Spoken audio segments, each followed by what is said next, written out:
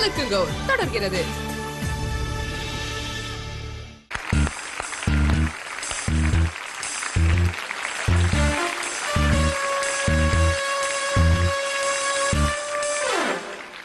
என்ன இது? பைங்கிளி பசுமை நிறத்தில் இல்லாமல் பிங்க் நிறத்தில் இருக்கிறது. வைரமுத்து சார் பேசுறீங்க?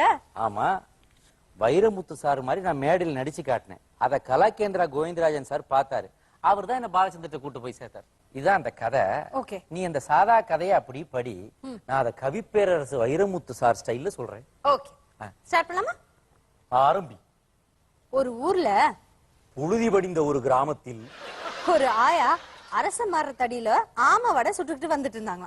ஒரு யவ்வன கிழவி வடை சுட்டு விற்று வந்தாள், காசு பெற்று வந்தாள். அந்த வடைய எப்படியாவது திருடிடணும்னு மரத்து மேல ஒரு காக்கா வந்து உட்கார்ந்துச்சான். அந்த கந்தக வடையை கவர்ந்து செல்ல அங்கே வந்தது ஒரு கார்மேக காகம். ஆயா அத பத்தி தெரியாம வடைய சுட்டு போட்டுக்கிட்டே இருந்துச்சான்.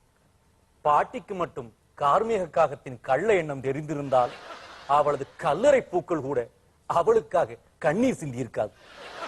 ஆயா அசந்த நேரம் பார்த்து காக்கா வடைய தூக்கிட்டு போயிடுச்சா. பாட்டி பாராத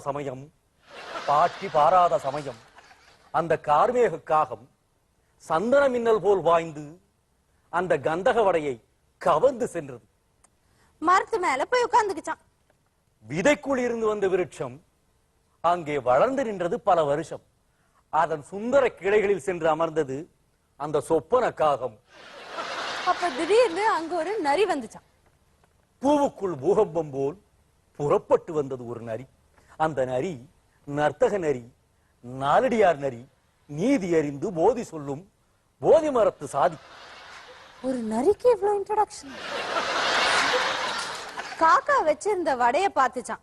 கார்மேக காகம் வைத்திருந்த வடையை அந்த நரி பார்த்தது, உடல் வேர்த்தது.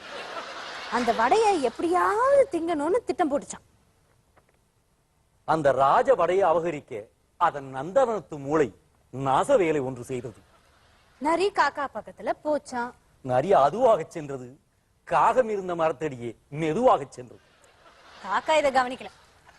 ஆனால் அந்த கார்மேக காகமோ இச்சக அழகியாகிய எச்சம் கூட போட மறந்து அந்த வீரிய வடையை தனது நேரிய விரலுக்கிடையே வைத்து அதன் கூர்மையை சோதித்துக் கொண்டிருந்தது.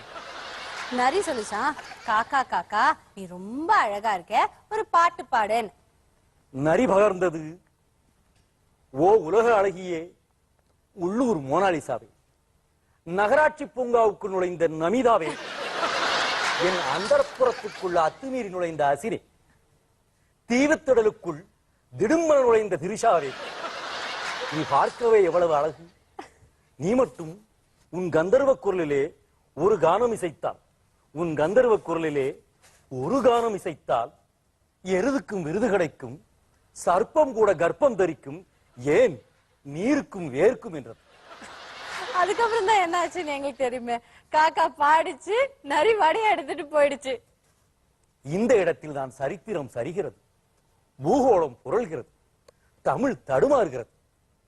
நரியின் தேவ எண்ணத்திலே ஈட்டி பாய்ந்தது. ஏனென்றால் காகம் என்ன பதிலளித்தது தெரியுமா? ஏன் அர்த்தக நரியே, நான் பாடமாட்டேன். ஏனென்றால் நான் வைரமுத்துவின் வாசலில் வளர்ந்த காகம். நான் வைரமுத்துவின் வாசலில் வளர்ந்த காகம். ஆகவே நெட்டு இல்லாமல் பாடமாட்டேன் என்று சொல்லி வடையுடன் பறந்தது.